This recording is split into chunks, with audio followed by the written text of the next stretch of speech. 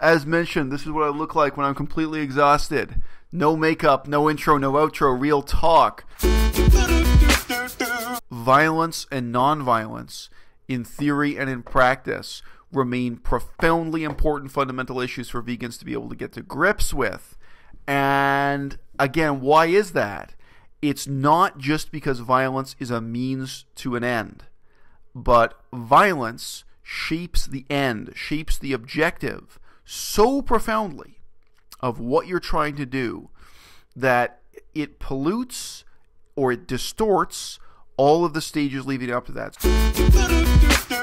So the Green Party, using the same example, when I was there, they were not even thinking about having a magazine that talked about science, like science news, new scientific stuff in relation to ecology.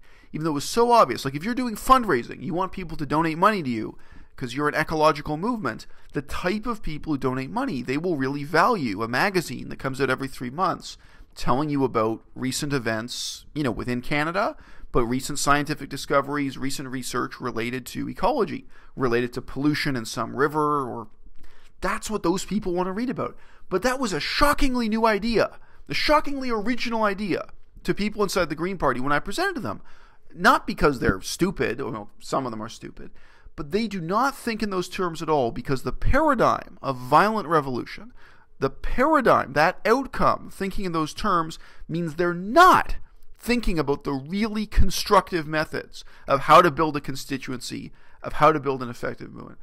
There is just no reason why preaching a transition to electrical cars would result in the poor rising up that way. Even if the poor are oppressed. In some countries, the poor really are oppressed. Still today, in 2016, in some countries, the peasants are oppressed. The factory workers are oppressed, where you can say, yes, that's the truth. However, if they're going to rise up, maybe they're going to rise up violently to demand more money, to demand, better health care. Maybe there's something they're going to rise up for. But it's not going to be ecology. It's not going to be a vegan diet. It's not going to be animal rights. You're kidding yourself, and you're really making a kind of phony carbon copy of the hype for communist revolutions, which today I feel is fully 200 years out of date. This is an echo of bullshit made up about the French Revolution. This kind of irrelevant radicalism, totally counterproductive radicalism that can't help you with ecology, can't help you with political organization, can't help you with any of the type of community organizations I've been talking about.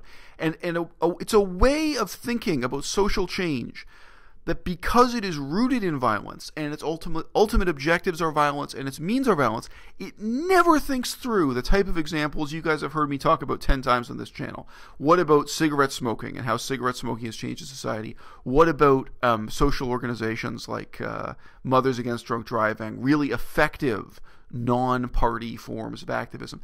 When I first started talking about cigarette smoking and government attempts to discourage nicotine, and social activist movements in relation to nicotine and alcohol, Mothers Against Drunk Driving, cigarette smoking. When I started talking about that on YouTube, many vegans wrote into me and said, wow, that's a shockingly original idea. They'd never thought of those comparisons. Why? Again, not because they're stupid, although stupidity is real. Many of the people involved are stupid. They had never thought of those things because the paradigm of violence, this objective, these methods, so distort the discourse, so direct your attention away from really salient considerations of effective activism, of how do we organize a movement, what are our methods, what are our means, what are our outcomes.